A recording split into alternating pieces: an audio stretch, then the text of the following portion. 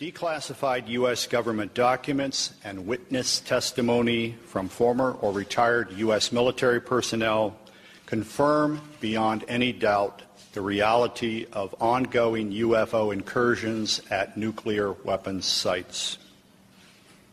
When I say UFO, the witnesses have described these craft as disc-shaped or cylindrical-shaped or spherical. These objects are capable of both hovering and high-velocity flight, usually completely silently.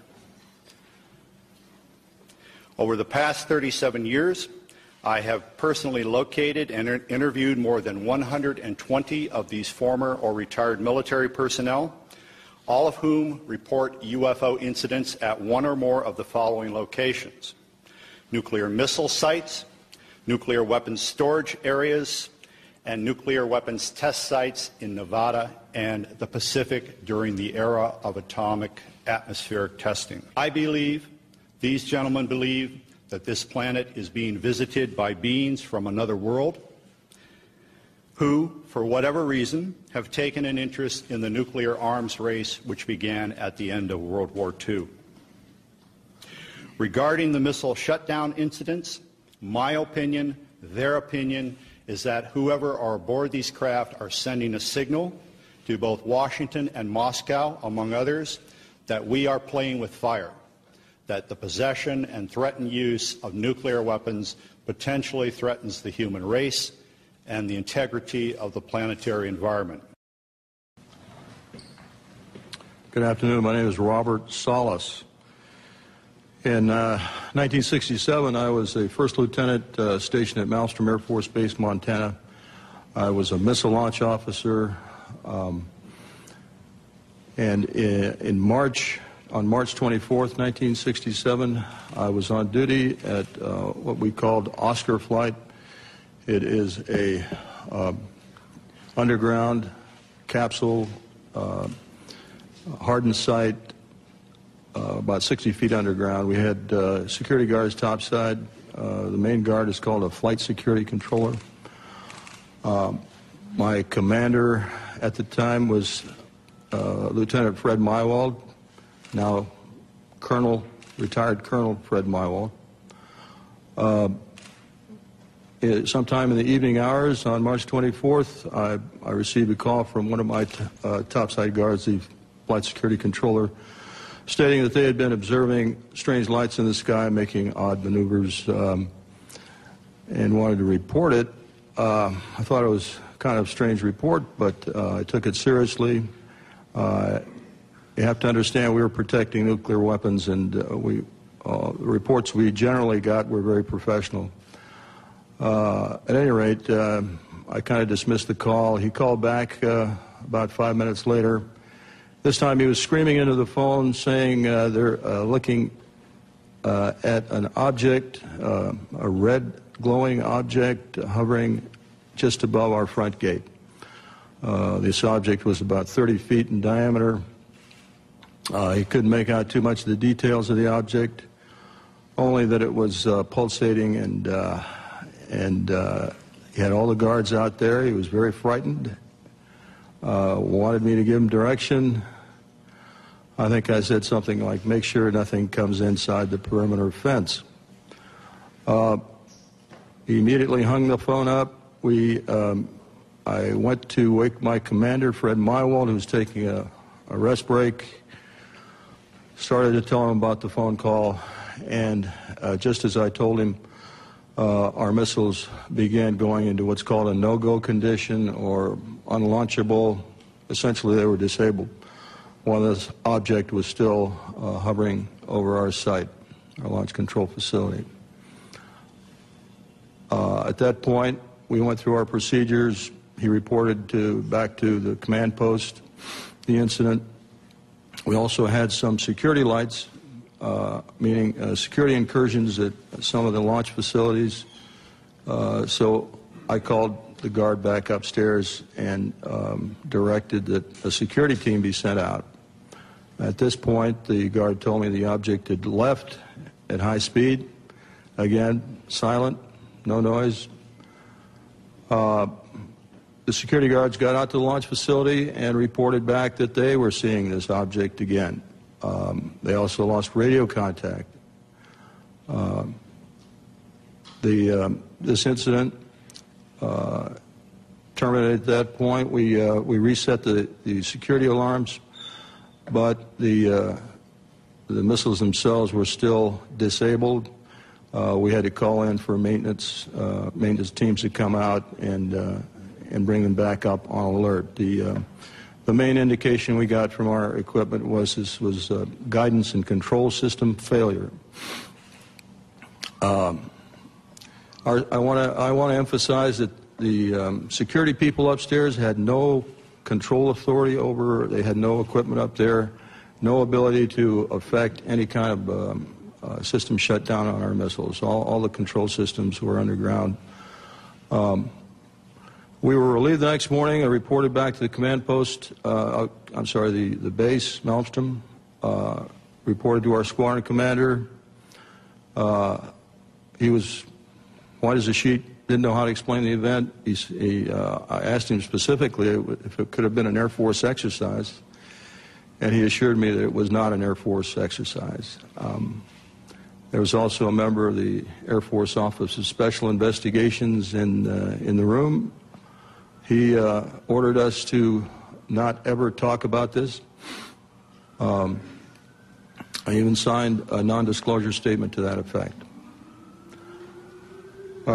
This was, and I didn't talk about it until 1994. I was able to come across a little paragraph in a book called Above Top Secret by Timothy Good.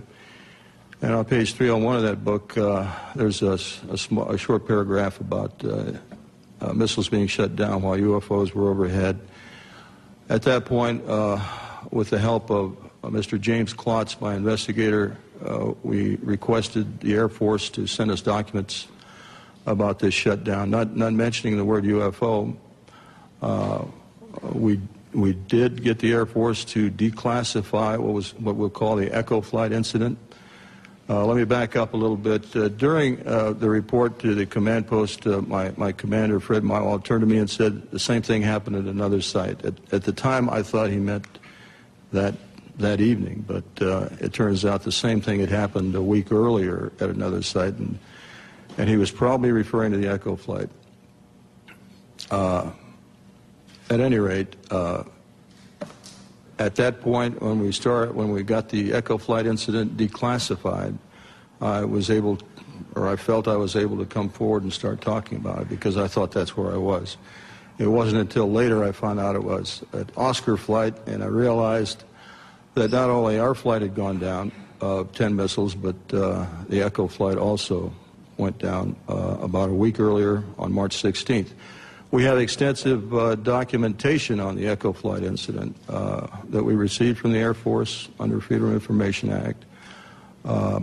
We have the testimony of Walt Fiegel, who was the deputy missile crew commander at Echo flight. I have a couple letters from the commander, Eric Carlson.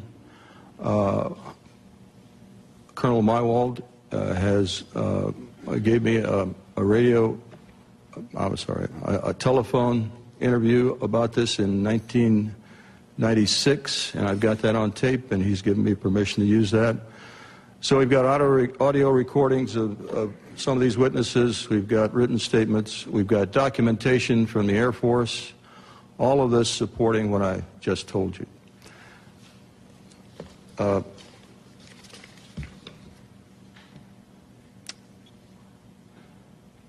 I'll have more to say a little bit later about where I think we should go from here, but right now I'll turn it over to the next speaker.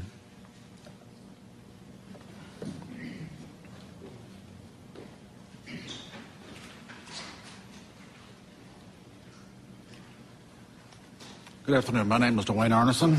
I'm going to give kind of an adjunct testimony to what Bob has already spoken about. After graduating from college with degrees in physics and math, I entered the Air Force, got a commission, and served 26 years as a communication electronics officer in positions all over the world, including Vietnam. My highest clearance held was a top secret crypto special compartment information talent keyhole. For those that know clearances, you got to be almost squeaky clean to get that. Back in 1967, I was officer in charge of the Communications Center at the 28th Air Division in Great Falls, Montana. I was also the crypto custodian. I was a top secret control officer for the division, and I passed out nuclear launch authenticators. In March of that particular year, I can clearly recall a message coming through my communications center which basically said what Bob has already talked about, that a U.F.O. did in fact shut down several missile silos in Montana. Not being a missile type, I didn't know Oscar flight from Echo flight, so I couldn't relate to any of those details. But the fact was that missiles were shut down by them. Later on, in mid-70s, about 1975, I was commander of a radar site in Maine, which was adjacent to Loring Air Force Base. Periodically, my security cop and I met with the SAC security police. And on two occasions that I can recall distinctly, they told us that UFOs were seen over the nuclear weapons storage areas at Loring Air Force Base, which was a SAC bomber base, as some of you may well know. I don't know what the details were. I don't know if any nukes were damaged or deactivated. I never saw a report on that, so I really can't say. That is history. After retiring from the Air Force, I went to work for Boeing as a computer systems analyst. Bob didn't mention this, but one of my first supervisors at Boeing was Robert Kaminsky. He has since passed away. He was the engineer selected by Boeing to go out and investigate the UFOs, the missiles that were shut down. He living close by where I lived in Washington State. We got together frequently on Saturday to discuss UFOs and other topics. And he says, Arnie, those things were perfectly clean, and they did not go down by themselves. He then went on to say that halfway through the investigation, the Air Force sent Boeing a message which said, stop the investigation and do not, repeat, do not send us a report. He told me that personally on 2 or 3 different occasions, and no hesitation at all. In conclusion, I've studied UFOs for over 60 years, believe it or not, and I am convinced that somebody out there is trying to send us a message. If I knew who they were, I probably would not be here. Thanks for your time.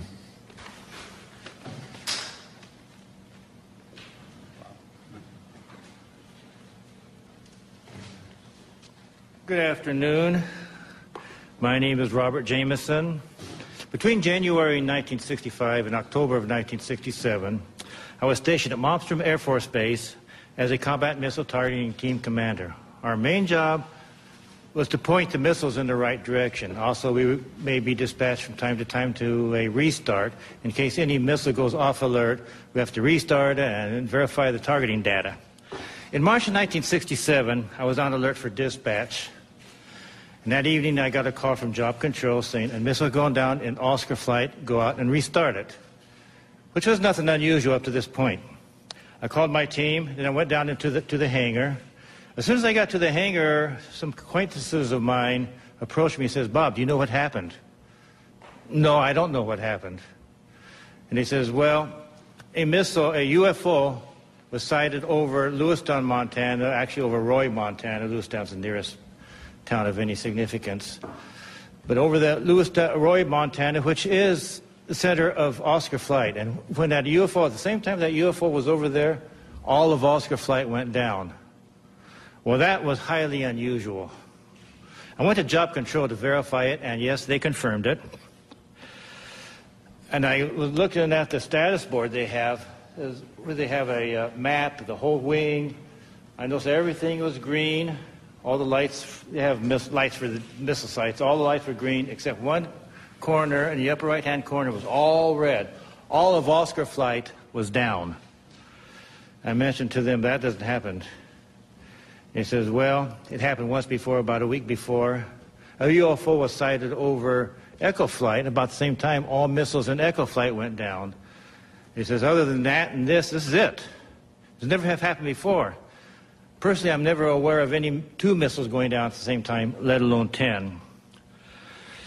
I also learned, UFO, the people in job control was telling me, that earlier that day, a UFO was sighted over Belt, Montana, another town in Montana, small town east of Malmstrom. And it went into a canyon. And immediately they notified the Air Force. We sent a team out there to investigate it, and sure enough, there was a UFO apparently at the bottom of that canyon. Job Control told me, go over to the emergency command post they have set up in the colonel's briefing room. I had access to that location. I went over there. The room was too crowded to really gain anything. I did hear radio contacts with a team out on the field mentioning lights at the bottom and everything, but I couldn't get too close enough to really find out what was going to happen. I left the room and started wandering around getting my team ready. Went into debriefing. We always go, before a job, we go to a debriefing. There's where they give us information such as road conditions and weather conditions, things we might expect out in the field. So I went over there, and they went through the normal debriefing, and then they said to me, now I want you to go to another table at the other end of the briefing room for a special briefing. I went over there, and another NCO approached me. I knew him because he sometimes was our debriefer or briefer. And he says, look, we have a problem. We have UFOs in the area. They've been messing with our missile sites. There are certain procedures we want you to do if you should see one out in the field. And he proceeded to tell me what to do. If we're out on the road, we see a UFO, we do not go to the launcher, but instead to the nearest launch control facility. Also, we call Job Control and let them know what we're doing.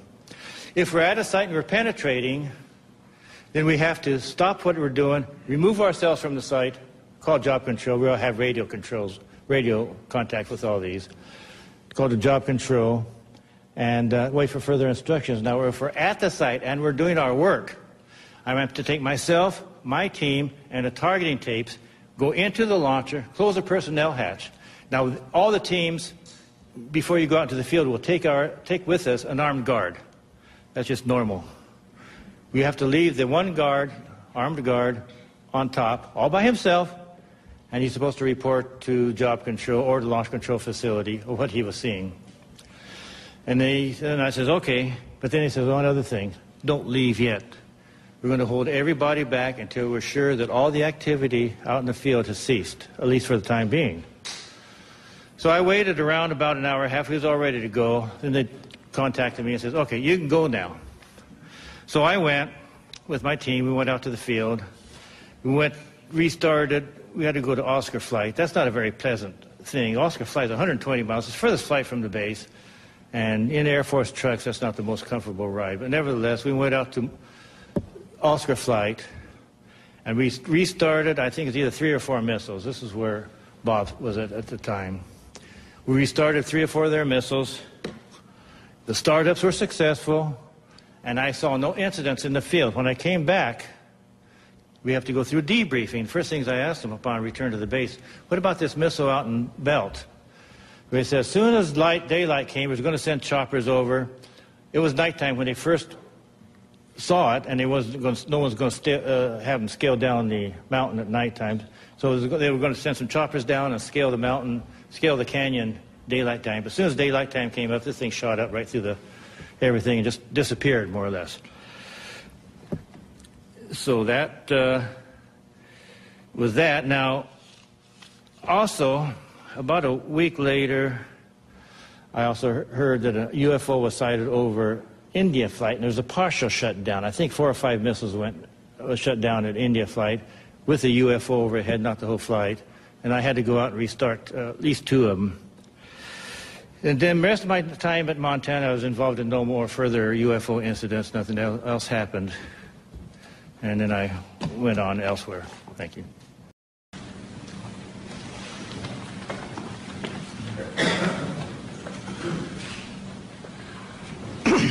Good afternoon.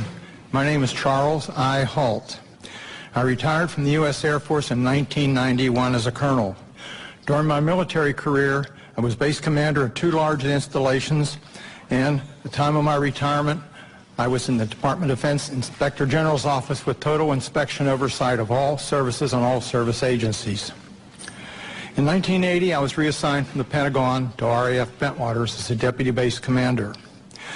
At that time, Bentwaters was one of the largest tactical fighter wings in the world. We had the 2 base complex, Woodbridge and Bentwaters in England, and 4 FOLs in Germany, and 2 additional standby bases. In December 1980, early in the morning, several of our security policemen discovered strange lights in the forest in East Anglia, just outside the back gate of RAF Woodbridge. 3 patrolmen, Sergeant Peniston, Airman Burrows, and Airman Cabana-Sack, actually were dispatched into the forest and approached a craft. They reported it being triangular, approximately 3 meters on a side, dark metallic in appearance with strange markings. They observed it for a period of time, and it very quickly and silently vanished at high speed. Initially, I was not aware of all the details. I was only told of strange lights, and I was sure there was a logical explanation. 2 nights later, at the family Christmas party, we were interrupted. The on-duty flight commander for the security police squadron, Lieutenant Bruce England, came and approached the base commander and I. He was white as a sheet.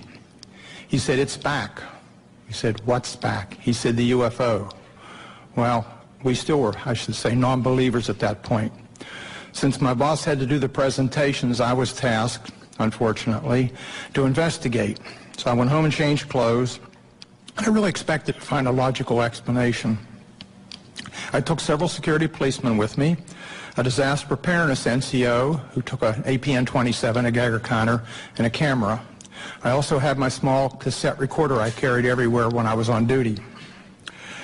I was taken to the supposed site. We found indentations approximately 1.5 inches deep, approximately 6 to 8 feet on a side, and radiation of 8 to 9 times normal background radiation. Not enough to be dangerous to somebody, but significant. We also found broken branches on the trees. While we were milling around trying to make sense of the whole thing, one of the individuals with me suddenly spotted something. Off through the forest was a bright, glowing object. The best way I can describe it, it looked like an eye. It was bright red with a dark center. It appeared to be winking. It would sort of wink. It was shedding something like molten metal. It was dripping off it. It silently moved through the trees, avoiding any contact. It bobbed up and down, and at one point it actually approached us. We tried to get closer. It receded out into the field, beyond the forest, and silently exploded into 5 white objects. Gone. So we went out into the field looking for any evidence, because something had apparently been falling off it, and we found nothing. But while we were searching around in the field, one of the people with me noticed some objects in the sky to the north. There were 3 or 4 objects in the north, brightly colored, changing from elliptical to round, and moving at very high speed and sharp angular movements as though they were doing a grid search. While we were watching them, somebody else noticed to the south there were 2 objects just sort of hovering in the sky. One object approached us at very high speed, best guess is 3,000 to 5,000 feet, somewhere in that neighborhood, stopped directly overhead and sent down a concentrated beam at our feet. It was about 1 foot in diameter. The best way I can equate it is sort of a laser beam. We stood there in awe. Was this a warning? Was this an attempt to communicate? Was this a weapon or just a probe? Just as suddenly as it appeared, click, it disappeared. We stood there, really concerned. About that time, we noticed the other object to the south was sending down beams, about a mile and a half away over Woodbridge Base. We had 3 different radios with us, the police radio, the security police radio, and I had the command net. All 3 radios were functional, and we were talking to control centers. They were constantly breaking up, and we had great difficulties communicating, but we were able to discern that on the police and security net that some of those beams were either falling into or near the weapons storage area, and there's a great deal of concern. It really bothered me at the time. Every time something of significance happened that night, I kind of clicked on my little tape recorder and recorded it so I'd have a record of it for the next day. Unbeknownst to me, a copy of that was released by one of my coworkers several years later, and hence there was a lot of publicity. My superiors at the time were informed what happened. I briefed my boss. I played the tape for him. He listened intently. He was aware of the incident because he was monitoring the night before on the radio. He and several others were. He took the tape to the 3rd Air Force staff meeting the following Wednesday. 3rd Air Force was the Air Force headquarters at that time in England. Played it for General Baisley, the commander and staff. They all sat silently. The decision was, it happened off the base, so it's a British affair. In other words, they were loath to get involved. So my boss came back and threw me the tape recorder, and I said, well, what do we do, boss? He said, get with Squadron Leader Moreland, who was the British liaison officer, and do a report. It's their problem, not ours. Gosh, here I am kind of caught in the middle, and I'm a junior guy here. Whoa, why did I ever get involved? Well, Squadron Leader Moreland was on vacation in Wales at the time. He came back, and he was quite upset that he was in the middle of the thing, too. So he said, well, write a memo. So I wrote I shall call it a cleaned up memo, just kind of unexplained lights, just to kind of get them to come out and investigate and look into the thing. Well, I gave it to Moreland, and unbeknownst to me, Moreland sent a copy to his superior at 3rd Air Force. I didn't know that at the time. The copy to MOD was apparently buried in the files. Days turned into weeks, and weeks turned into months, and I almost forgot about the incident, to be honest with you. Gave up. Several years later, one of my coworkers was playing a copy of my tape at cocktail parties and caught somebody's ear. Somebody started asking questions, and he said, oh, Holt wrote a memo. The next thing we know, there was a Freedom of Information request came into Bentwaters. Of course, there was no official copy. We didn't have word processors in those days. We used typing manifolds in the old typewriters. We were just transitioning. And the only copy was an onion skin that I had in my desk. So my boss went back and said there's no official record of it. Well, somebody else found out the 3rd Air Force had a copy. Well, Pete Bent, a good personal friend of mine, was the acting 3rd Air Force commander, called me and he said, hey, Chuck, I've got a copy of this memo. We're going to have to release it. I said, please, burn it. Your life and mine will never be the same. You and I don't need this. Well, need I say more? The tape came out, unbeknownst to me. The memo came out, and a lot of publicity. But the event certainly happened. Now, some things have happened since then. I was very innocent at the time and believed what I was told. I asked the OSI if they had an interest, and I was told, oh, no, not at all. Wrong. I found out later that the airmen were, how shall I say, pretty harshly interrogated that were involved. I have never been debriefed. I also found out later that the tower operator, both the tower operators at Bentwaters saw an object and picked it up on their Bright 2 radar and watched it. I found out that the tower operator in the weapons storage area actually saw something, as did a comm man who was working there and saw it go down into the forest near us. And also several other people around the base saw it. It's kind of interesting. What did we see? I have no idea what we saw that night. I do know it was under intelligent control, and in my personal opinion, it was either from another dimension or extraterrestrial.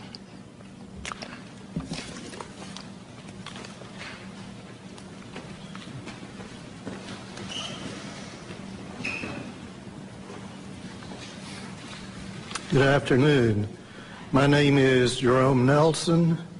From 1962 to 1965, I was an Atlas F ICBM Deputy Missile Combat Crew Commander, assigned to the 579th Strategic Missile Squadron in Roswell, New Mexico. Sometime during the winter of 1963 through 1964, while I was on alert duty in the Launch Control Center at Atlas Site 9 west of Roswell, my topside security guard called me on the telephone and reported a bright light that is a fully illuminated round object was hovering silently over the missile silo and shining a light down onto it. I could tell that he was serious, and his voice revealed he was very frightened. After perhaps 5 minutes, the object left the vicinity. Even before it left, I called the base command post at Walker Air Force Base and reported the incident. I was concerned the object would somehow sabotage the missile. I was surprised by the response I received, being told that the command post would take the unauthorized excursion under advisement. I was never debriefed by my commander or anyone else, which I found quite puzzling and frustrating. Over the next month or so, this type of incident occurred several more times while I was on duty at Site 9. I would estimate the total number as more than 3, but fewer than 10. On each occasion, I would call the command post, but each time my report was met with the same apparent indifference. During each of these incidents I witnessed, the guard would call the Launch Control Center and report the UFO. Several guards were involved over time and were all obviously frightened by the object hovering over the site. Their voices were actually trembling. Because of my duties in the Launch Control Center, I could not go topside and look at the objects myself. Only decades later did I learn that at least one missile facility technician, Bob Kaplan, had been ordered to report to the Office of Special Investigations on base and make a report about the similar incident he had witnessed at Site 9 during the period. At the time, this development was kept from me and my missile commander. I do not know whether anyone else was interviewed by the OSI, but I wasn't. That's my report.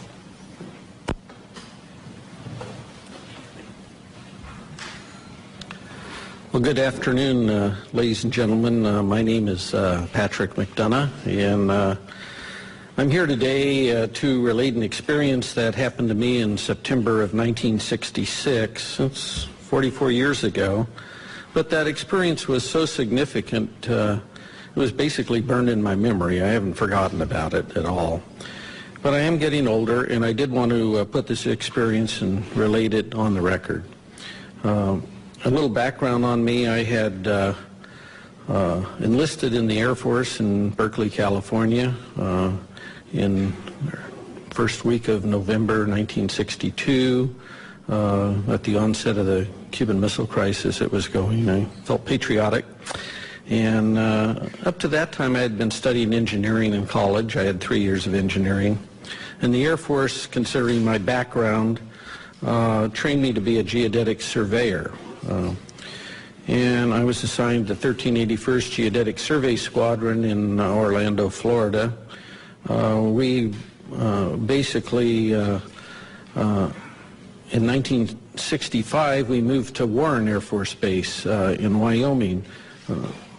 On average, I would spend 9-10 months a year on temporary duty, surveying for latitude and longitude at our missile sites and aircraft bases for positioning missile and aircraft guidance systems. Basically, the squadron's mission was to provide precise geographical coordinates for a missile or an aircraft inertial guidance system, so that the missile or aircraft would know exactly precisely where it was at when it takes off, while the intelligence agencies would provide the targeting information. In early September of 1966, myself and 2 other airmen, Airman First Class Al Kramer and Airman Third Class Charlie Coates, we were temporarily assigned to Malmstrom Air Force Base, and were ordered to provide or perform the initial geodetic surveys for the last 50 missile sites there. There already was 150 Minuteman I sites, and we were putting in the last 50 for the wing. And basically, we were assigned to the Site Activation Task Force, they call SATAF. It was Boeing, really, the prime contractor. We were given a government truck, no radio, anything in it. I was the chief of party. I was the observer on our small 3-man team. Al was the recorder. Charlie was, we were trying to train him both in observing and recording. We normally would arrive at a missile site at about in early evening. We'd set up our instruments, and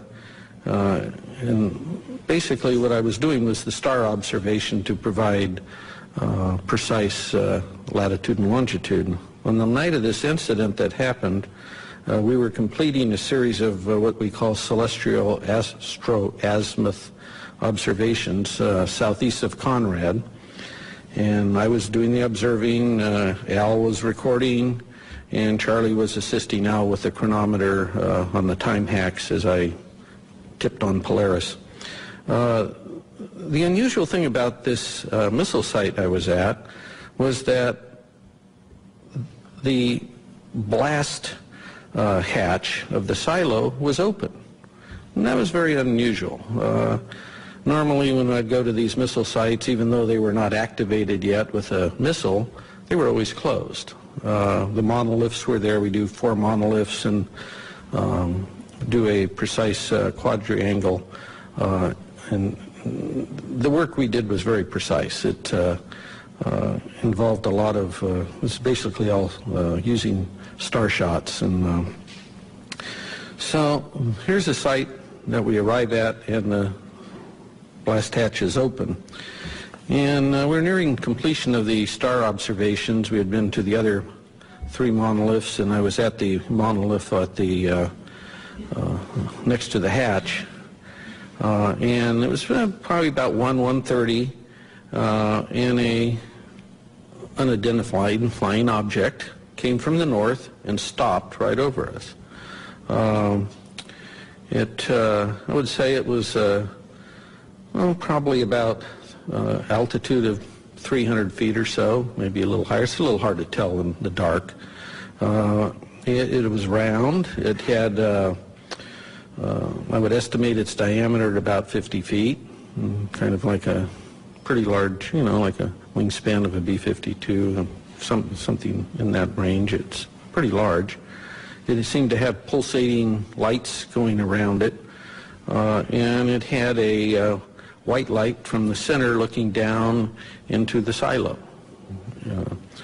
There was no wind, there was no noise. It only stayed there maybe 20, 30 seconds at most. And then I just remember, I'm staring up at the stars, right? I'm a pretty keen observer of what's above me here in the celestial sphere up there. And I just said to myself, what if this thing beams us up and takes us off to some distant place and never return to Earth again? I mean, this is going through my head here while this thing's above me. And then from this dead stop, it shoots off to the east, just like now you see it, now you don't. It just, phew. So after this UFO departs, I grabbed my instrument and jumped in the truck behind the steering wheel, and off we went. And we weren't about to be there if it came back. We didn't have guards with us because there was no missile. We didn't have a radio because we're not really in contact with the Air Force Base. I don't know any of this other stuff is even going on, to be honest with you. I mean, we're just kind of out there on our own doing these sites and mailing our material back. It was wasn't even aware there was a UFO problem per se. But as it turned out, the night's events weren't totally over with us at that point. As we sped away and on our way back to Conrad, and the Army Corps of Engineers had base rocked all the roads to take the weight of these missiles they were bringing in. And of course, these are new sites, and they took down all the signs to make the roads wider. And I go over the hill and come down, the headlights come down, there's no road there, it teed, you know. And so I tried to make you either went to the right or left. I tried to go to the left to towards Conrad, and the truck flipped over, and we ended up upside down. Fortunately, none of us were hurt. We walked probably about 2 hours to the nearby farmhouse, if you call that nearby, and called the Montana Highway Patrol, the farmer drove us back to the accident site, and it was interesting when the highway patrolman arrived, because we told him, how did this occur? He was asking us, and I told him that his dispatch had told him there had been over 20 reports to his office that night in reporting a UFO in the area. I wrote incident reports to the Sept, Boeing, Montana's state regarding the accident. But, what was interesting was I never heard anything from the Air Force regarding the incident.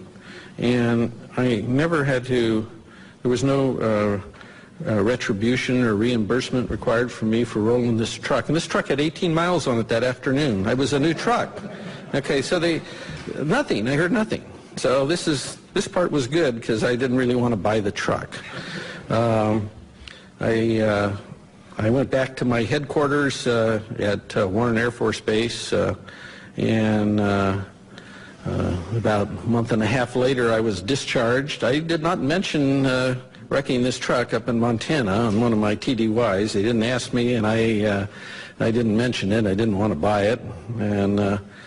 But I must say now, in my 4 years that I had with this Geodetic Survey Squadron, I had worked on the latest missiles and aircraft in the U.S. Air Force inventory. And I worked everywhere on these guidance systems. And I never saw anything in the Air Force inventory that could perform like this UFO did.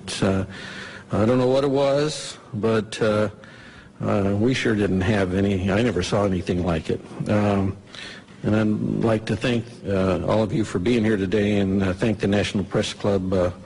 Hopefully someday we'll know in the near future that the government will perhaps release any information they have on UFOs. Thank you very much.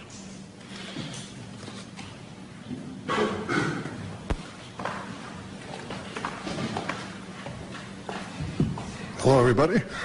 I'm Bruce Fenstermacher. I don't have any exciting stories like rolling a truck with 18 miles on it.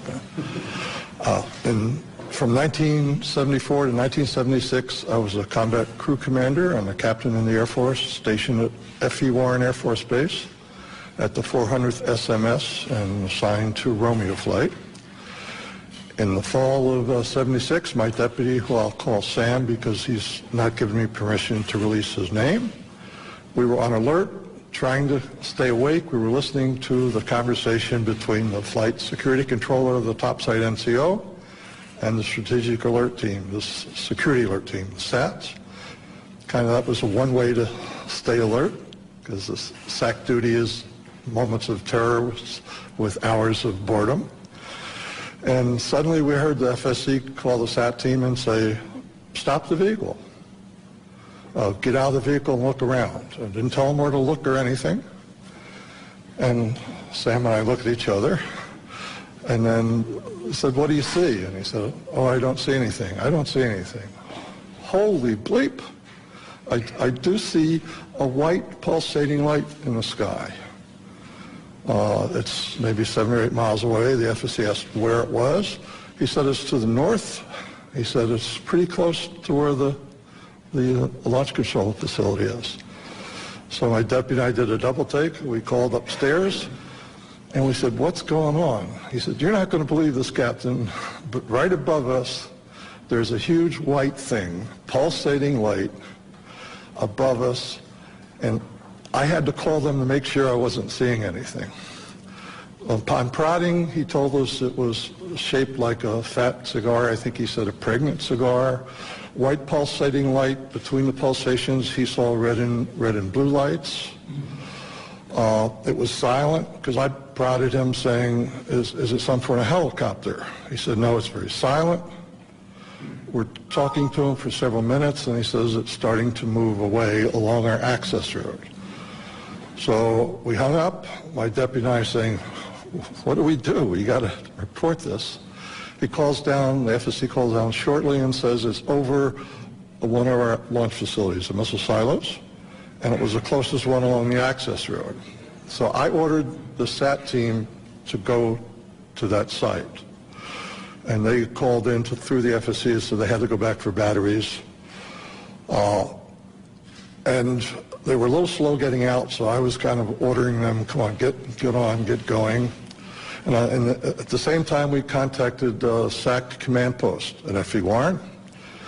And the NCO answered, and we told him the story, and he laughed and said, when it eats the SAT team, call me back. So the SAT team never got to that LF. It silently moved again to another launch facility. We called the SAT team 3 or 4 times. I'm sorry, we called command post 3 or 4 times.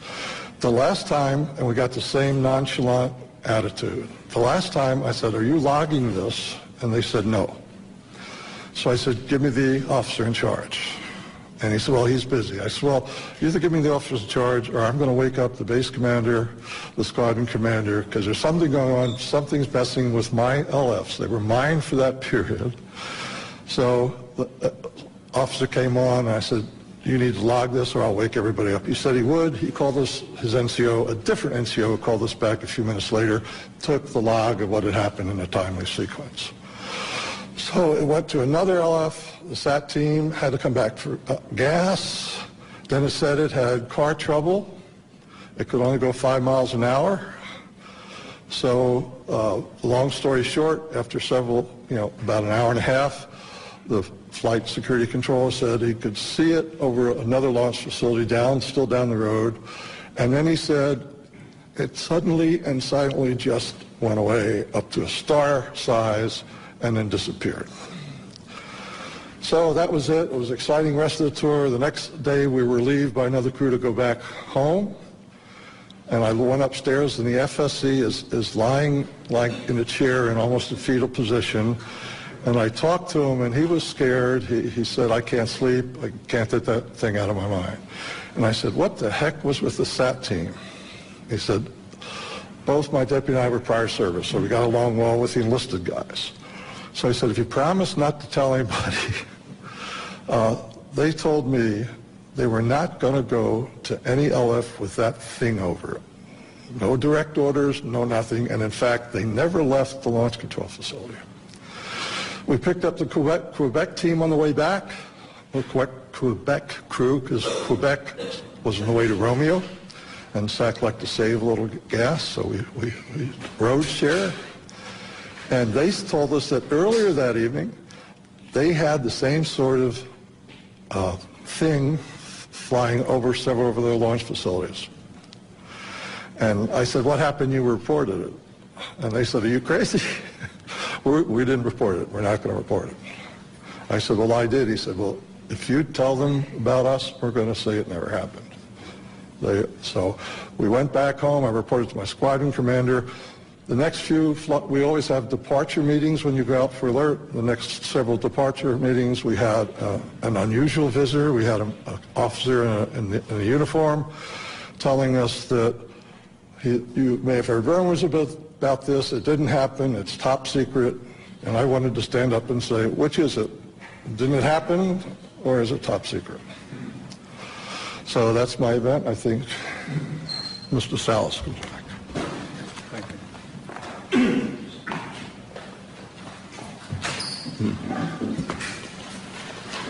What you have heard here today is evidence of a phenomenon. It sounds fantastic, and it is fantastic. We presented this evidence in the public interest of open government. Our signatures on affidavits in the press kit that you have attest to the truth of our statements. Our evidence is now public domain. The real question is, what is the public going to do with it, this testimony? It has been a general practice of the media to scoff at these kinds of stories, make light of such testimony. We can only ask that you take the time to give some serious consideration not only to our statements, but to the statements of other witnesses out there who have similar incidents. There is also documentary evidence that helps support what we have said. We hope you will take the time to at least take a look at those, research this a little bit, And if you do, I think you'll come to the same conclusions that we have. That is that the UFO phenomenon is real, not imaginary. There's current excessive secrecy in our government surrounding this phenomenon. Unknown aerial objects have in fact been observed over many of our nuclear weapons bases and other nuclear facilities, and in some cases the appearance of these objects coincided with compromising the operational readiness of our nuclear weapons. Although each of us might have different opinions about the meaning and intent of these incidents, I think we can all agree that the tampering with nuclear weapons is a national security concern. This is Air Force official policy on UFOs.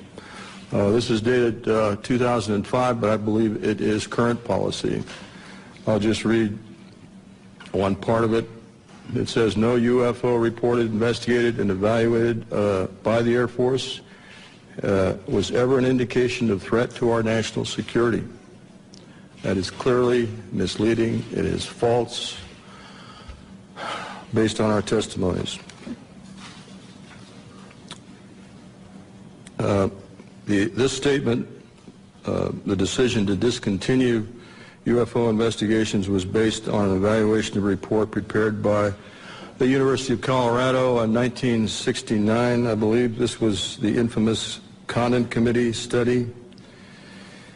There was substantial evidence to show that study was superficial and biased. In particular, the Echo and Oscar incidents I spoke about were never investigated by the Conf Committee, even though their principal investigator was well aware of these incidents.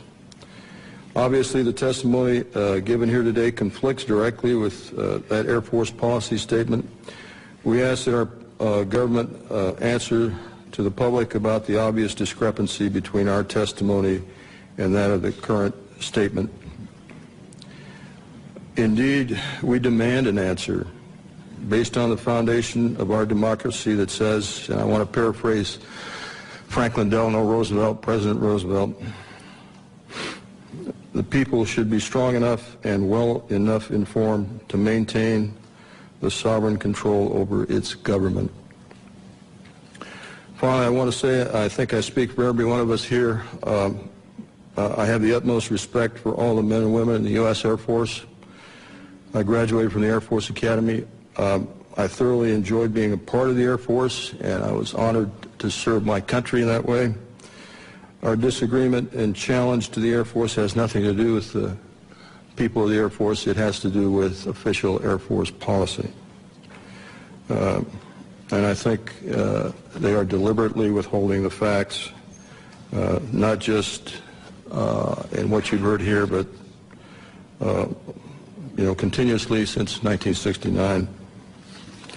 And by doing so, they're not allowing the people of this country to engage in the decisions regarding events that are clearly national security issues and concern to all of us. We're simply asking for the truth. Thank you for your attention. At this time, we're going to take questions. Mr. Hastings will take it from here. If you would go to the microphone over here and tell us what media you represent. Thank you. When you ask a question, I would ask first that you identify yourself and your organization, and then direct your question perhaps to a specific individual. That person will have to find his way to the mic, so there will be a bit of delay.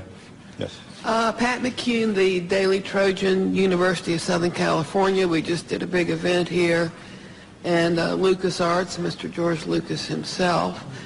I wanted to commend all of you. You guys are soft-spoken, but you carry a big stick, and that's exactly the way to approach this issue. I remember when UFOs first got going, it was like a laughing matter until they started revealing themselves in the deserts, Arizona, Colorado, and so forth and so on. I'm standing up here not only because if I'm a resource to anybody, if LucasArts is, please let me know, and I'm glad to do whatever I can to help you. As well, I wanted to point out that my friend Charles Stone back here is something of a real authority on UFOs. He does quite extensive work on websites and all, and is a real authority if you need some questions answered. That's it. Hello, Jeff Schogel with Stars and Stripes. Two quick questions.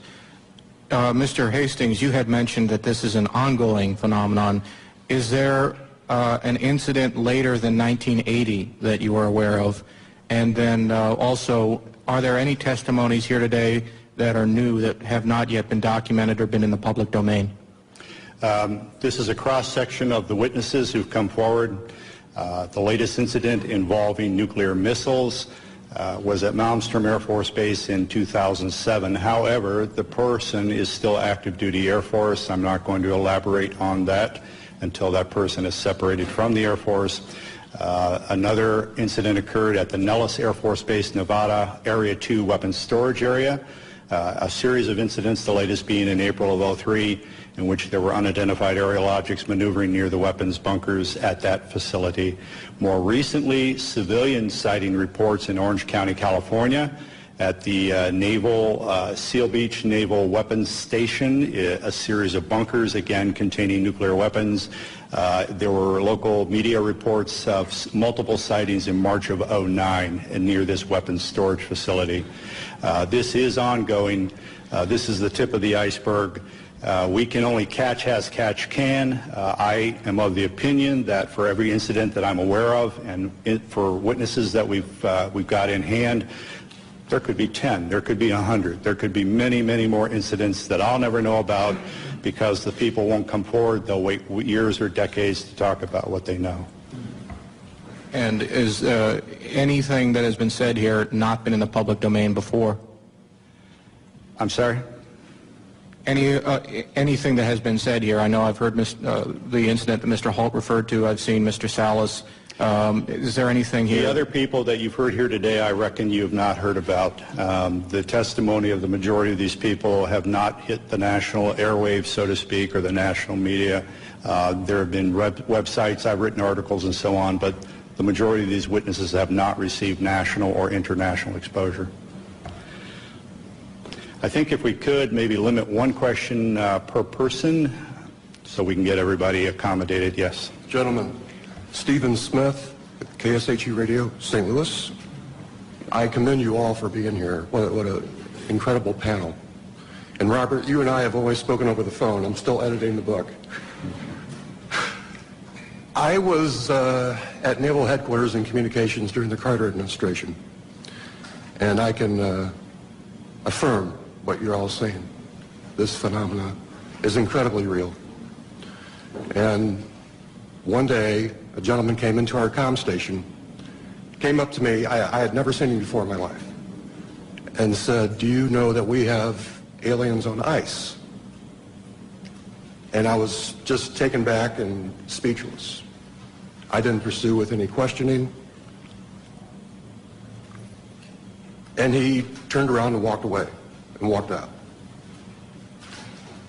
I have been a contactee twice in my life, both times in Santa Monica, California, one in 1986, one in 1997. Incredible experiences that I won't go into detail right now. But I just want to say, bravo, gentlemen. Thank you. Spencer Ackerman with Wired. Mr. Hastings, could you elaborate on why you've speculated that the unidentified flying objects that all of you have described possessed the agenda of trying to tell us to turn away from our path of use of nuclear weapons? Are there other potential explanations that you've considered and found less plausible? Is there a possible offensive threat to the world from these UFOs? As I said in my introductory remarks, that's speculative on my part. However, given the available evidence, that is a plausible scenario. We can clearly say, based on radar data, which are empirical, not anecdotal, that these objects have been tracked since the early 1950s, if not earlier, traveling up to 7,000 miles per hour, making right-angle turns at high rates of speed, instantaneously hovering, reversing course. If we or the Russians or any country on earth had those kinds of craft in the early 50s, why have we spent the last several decades developing fixed-wing aircraft of far inferior abilities? These are clearly, in my view, a technology from somewhere else piloted by beings from obviously another world or another dimension. Moreover, the fact that missiles have been tampered with here and in the former Soviet Union, and on one occasion in each country about which I am aware actually activated, I think we can rule out that these are the Americans attempting to start World War III or the Russians attempting to start World War III. Again, the technology involved is so superior, and we cannot conceive of a logical scenario whereby either of our countries would attempt to activate nuclear missiles for any reason under the sun. Now, our opinion is that whoever these beings are, they are indeed attempting to send a signal that we are playing with fire, that we are gambling with the human race's future. There are other possible scenarios. I have half-jokingly said from time to time, maybe they're planning to invade Earth and they don't want to inherit a radioactive environment when they do. Now, I don't believe that's what's going on by any means. I don't think humankind is in jeopardy from whoever they are and what their intentions are, except we will have our minds expanded. There will be a paradigm shift. Traditional institutions such as religions, governments, other social institutions may indeed be threatened by what is coming. That is just a logical consequence of what is about to occur. But if indeed this earth is being visited by other races, and if those races are, one or more races, are in fact repeatedly monitoring and sometimes tampering with our nuclear weapons, that secret, in our view, should not be kept from the citizens of this planet any longer. But you don't think there's an offensive element to their contact? I don't think there's any potential hostility, except, again, to closed-minded people. Sure. This is to the question of hostility. What you've heard up here, and especially in my case, they could have done a lot more damage, in permanent damage to our weapon systems, and they didn't. All of these weapons, in my case, were brought back up on alert. It took a day or so, but everything was fine. If they wanted to destroy them with all the powers they seem to have, I think they could have done that job. So I personally don't think this was a hostile intent. Hi, I'm Charles Stone with the Tiger News Service. I didn't ask my friend to come up and make that statement for me, but appreciate your patience. I've published internationally in the history of weapons of mass destruction, including going back to the 1940s, and these incidents go back to at least that period of time, that U.S. government military facilities that were doing high-tech development in that period of time also reportedly at least had U.F.O. visitors of various types, and that there is archaeological evidence that there have been what we would call that there's evidence of what was almost certainly atomic warfare in ancient history, at least twice, and also that I'd like to mention that one of our biggest and most powerful government agencies was founded in part to monitor U.F.O. activities. That was the National Security Agency in the late 1940s. Did you have a question, sir? Are you aware that the NSA was partially founded to monitor UFOs? I've heard rumors to that effect, and also the Central Intelligence Agency. In my view, those rumors aren't supported by any authoritative documentation at this point. I would not be surprised at the same time if that were ultimately proved true by historians, but that's as far as I think we can take it at this point. Right. Thank you. Thank you. Hi, my name is John Kelly. I'm a columnist at the Washington Post. Colonel Halt, you mentioned that when you went out you had a cassette recorder, a Geiger counter. You said a camera? Camera, 35 millimeter camera. First of all, did you take any photographs? And second, how does a cassette tape made by you, presumably for official purposes, end up at a cocktail party entertaining guests? Okay, two questions. Let me answer the first one. The disaster preparedness individual I took along, Tech Sergeant Monroe Nevels, also worked for the base newspaper part-time. He was a professional photographer on the side, had a degree in photography, had his own darkroom. In fact, when he left the base, we had serious problems because he painted one of his rooms with flat black paint. We had to redo the paint about 4 or 5 times. He took numerous pictures of the indentations, pictures of the broken branches. He tried to take pictures of the objects in the sky. He took the film back home, and it all came out fogged. Unfortunately. Now, he did it in his own darkroom. I used to have a darkroom and dabble in photography, too. He could have done it himself. It could have been a radiation, which I have doubts about, or something could have happened that we don't know about. But anyhow, the film all came out fogged. Sergeant Pennison had a camera. It was not uncommon for the security police on the perimeter to carry cameras because the British have a lot of, we call them bird watchers, people that catch tail numbers and follow the history of airplanes and climb over the fence from time to time, not to do any damage or any harm, but curiosity and try and get close. It's part of a game. So we would, if they did that, we would photograph them inside the fence and turn them over to the British police. Sergeant Pennison took his film to the photo lab and turned it in, and they told him it disappeared. I can't answer that. The other question, what was the other question you asked about the... So did you personally have a camera that were taking pictures? I did not. I had the microcassette recorder. We, keep in mind, we were just in the process of transitioning to word processors in those days, still using the typewriter. Our secretaries were very resistant to getting involved in modern technology. And so what I would do, I carried one in my pocket, a little linear, and we had the big linear machine in the office, and when I went around the base, I'd note, you know, the fence is damaged here, this needs to be painted, whatever was going on. And I'd come back and give her the tape, and she'd type it up for the staff meeting the following week. So I just thought, well, I'll take the tape recorder along because I don't want to take notes. It's cold and windy, dark.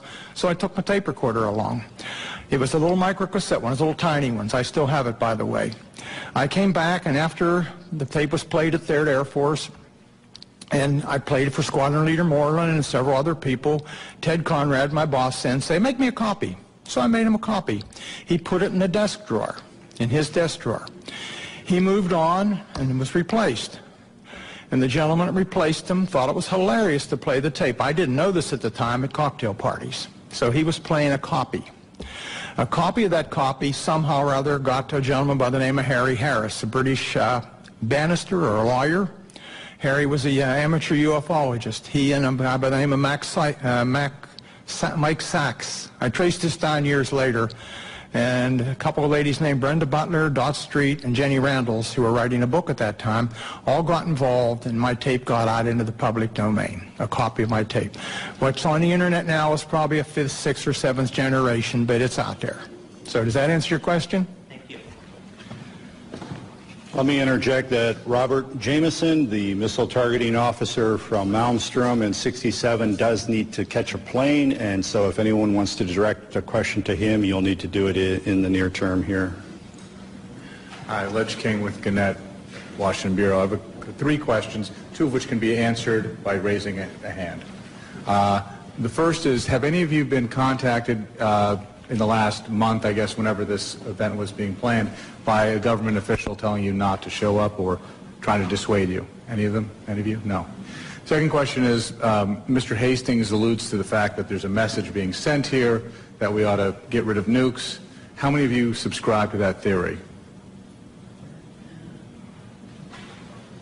The theory that you support getting rid of nukes, first of all. I don't think he said that. Well, that... What you're being asked is, Bob and I are of the opinion that the bottom line is the best explanation for what has taken place at our nuclear weapons sites is that whoever are in the UFOs are in effect sending a message, perhaps getting rid of nukes, expressing displeasure or concern, but certainly indicating an interference with the weapons. You're being asked whether you subscribe to that or not. Do you support? Not quite to that degree. I think they're modernists to make sure we don't mess things up. Do all of you support getting rid of nuclear weapons? Show of hands. One. Okay. Can I just add? Sure. With regard to the reason I came to the conclusion that this was a message, simply, again, they could have done a lot more destruction, I think, to our weapon systems, and they didn't. It was simply shining a light on our nuclear weapons, and literally shining a light on nuclear facilities. This has happened all over the world. I can point to other instances where UFOs came over, shone a beam down on the weapons storage area where nukes were stored. To me, it's pretty clear. This is just, we're shining a light on this. We're pointing it out. What are you people doing with nuclear weapons? And my final question, which does require somebody to speak, is, you've talked about how society and the mainstream media sort of are very dismissive of all this.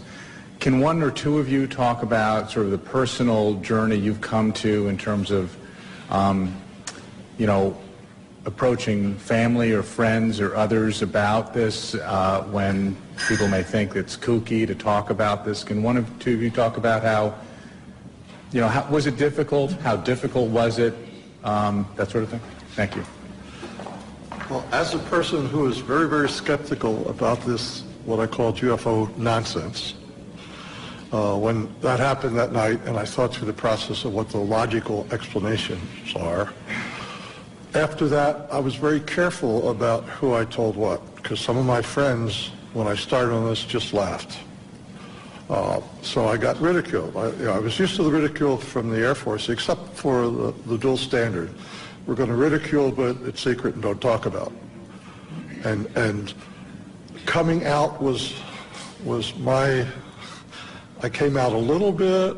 I talked to Robert. I gave him a little bit of the story. I didn't want my name to come out. I was concerned. I don't want to be considered a kook. I don't want to, because I consider, not so many anymore, but I consider some of the extremists a bit kooky.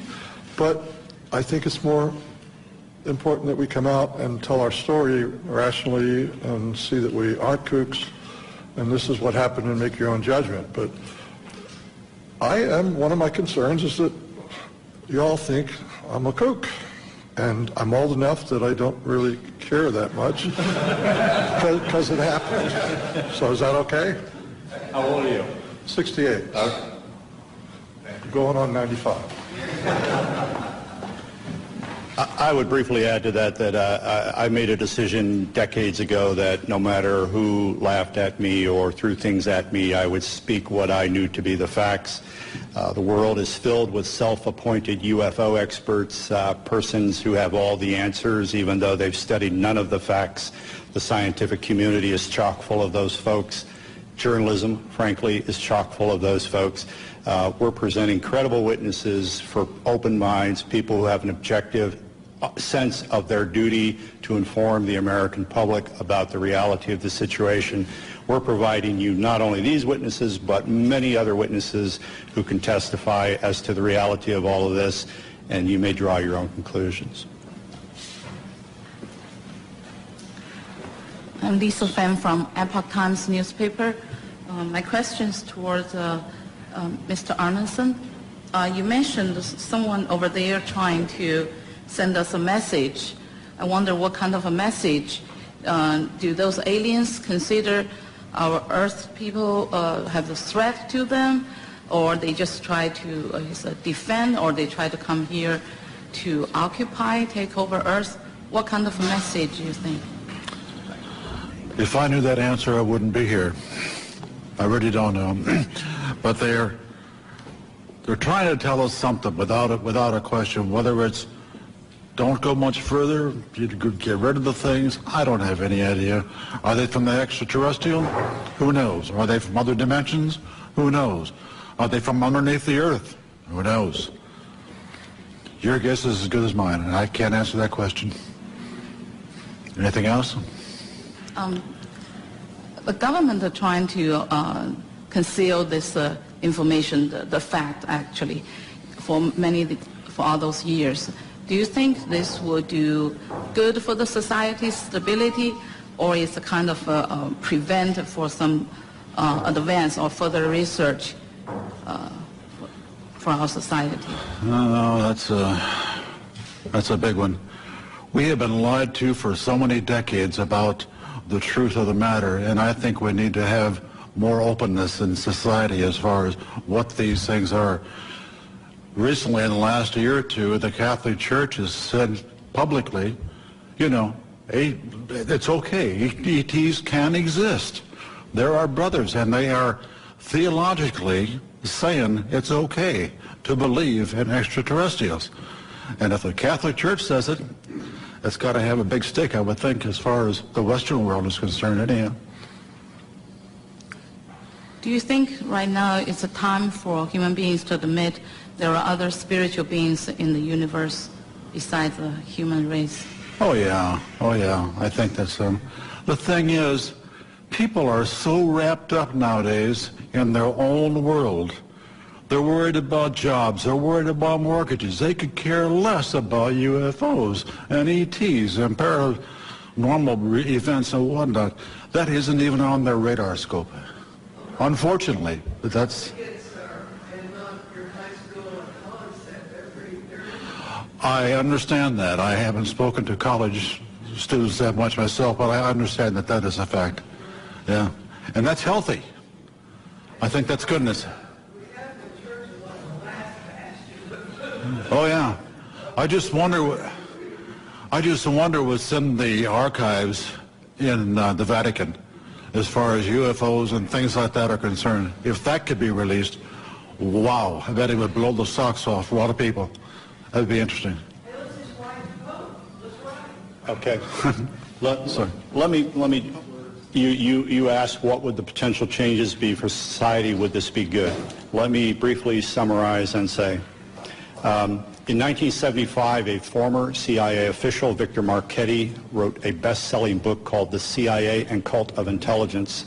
The CIA took him to the Supreme Court to attempt block publication of that book. Ultimately, a redacted version of it was released. It was the first book in American history to be censored by the U.S. government. The same Victor Marchetti, in 1979, wrote an article for Second Look magazine. The title, I believe, was How the CIA Views the UFO Phenomenon. He said, among other things, this subject was so sensitive that you did not talk about it in the agency unless you had a need to. Nevertheless, there were rumors floating around at the highest levels of CIA about recovered crashed UFOs and the bodies of their crews. Thirdly, Victor Marchetti said, in his opinion, as an intelligence analyst with CIA for I think 11 years, he was of the opinion that no government on earth will voluntarily release this information because it would jeopardize the status quo, i.e. their power. Even if there's no hostile intent or implication to the visitation of these beings, if indeed these are extraterrestrials, even if they're not meaning us any harm whatsoever, governments have nothing to gain and everything to lose by admitting the reality of this. And Victor Marchetti's opinion is that this will probably come out, by some action on the part of the phenomenon itself, which will leave no doubt in anyone's mind. But don't expect Washington or Moscow or any other government to volunteer the reality of all of this. Thank you. I'm Jim Canan. I'm a defense writer of long standing in this town for Gannett Newspapers, Business Week magazine, and I was senior editor of Air Force magazine. I'm going to ask a question, but I want to contribute something. When I was on Air Force magazine, I was told by an Air Force colonel of long acquaintance that this was real and that we were actually dealing with the aliens. I never had the guts to write. He said, you won't have the guts to write this. I said, no, because I have to confirm it. And if you can't tell me how to confirm it, he did give me a couple names, but it didn't pan out. I was like all the rest of the press, I didn't have, if I couldn't confirm it, I wouldn't write it. Now, that may mean that we're somewhat cowardly, but at the same time, it means that we're also very careful. I do sympathize with the members of the press who do not write about this, even though I myself am convinced of it by now, because I was one of them once. But now, I have a question contemporary. 2 years ago, the Air Force Chief of Staff and the Secretary of the Air Force were dismissed by the Secretary of Defense for, among other reasons, being sloppy in their management of nuclear weapons. We transported an armed one somewhere, we sent components overseas and so forth. This shook up the Air Force. I want to ask you gentlemen in the aggregate or individually, do you think that this evidence of malfeasance ranks up there with not telling the public about alien or UFO intrusion at nuclear sites? Is there an equation there?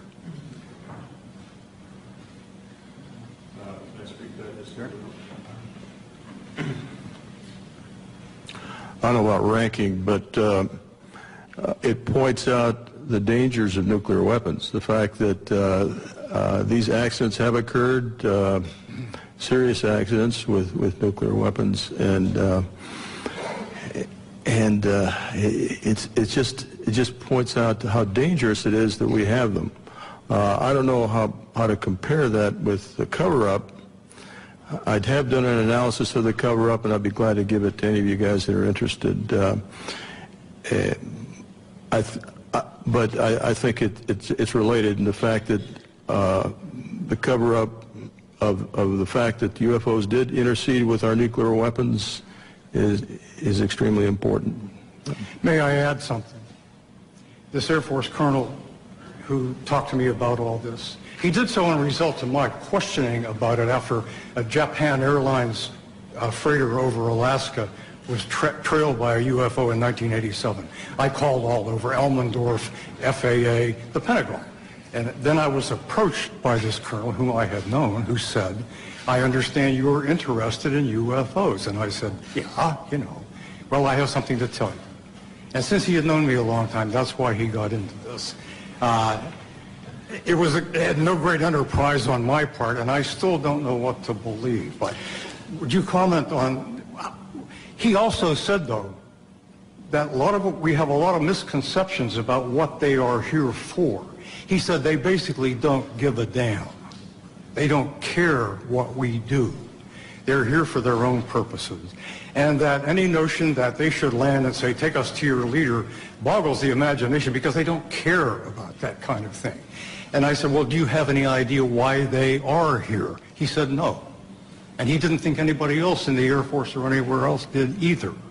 How does that square? Let me interject regarding the November 87 radar tracking incident that you alluded to. Right, and in recent years, you may know that the number 5 guy in the echelon at FAA, John Callahan, has gone public and said that shortly after that happened, CIA agent, 2 agents, I believe, and some other government types convened a meeting at FAA headquarters and said we want all the radar tapes, all the voice tapes, and this never happened. I wasn't here. John Callahan said, how come we can't tell the people about this? According to this FAA administrator, the CIA agent said the people would panic, the public would panic. John Callahan, to his immense credit, kept some of the data down in his office. The CIA agent said, give me all of this. He gave him everything that was on the table, didn't tell him about what was downstairs. And when he left the agency, John Callahan released that to the public. So CIA is still quite involved in all of this. Leslie Kane's great book includes that again. I think regarding... well, to follow up on the other part of your question about, what are they up to, why are they here, and so on.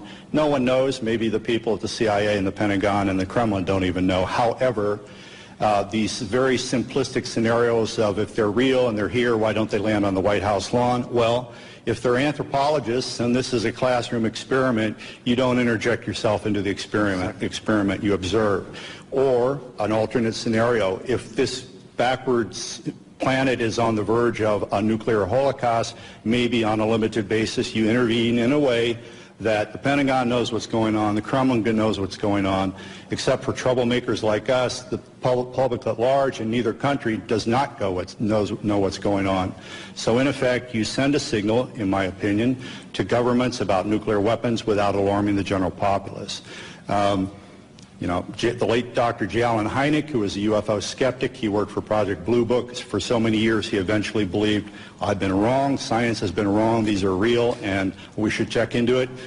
When asked why, the aliens, if that's who they are, do not visit us. He said, you know, a zoo is a nice place to visit, but you don't communicate with the lizards.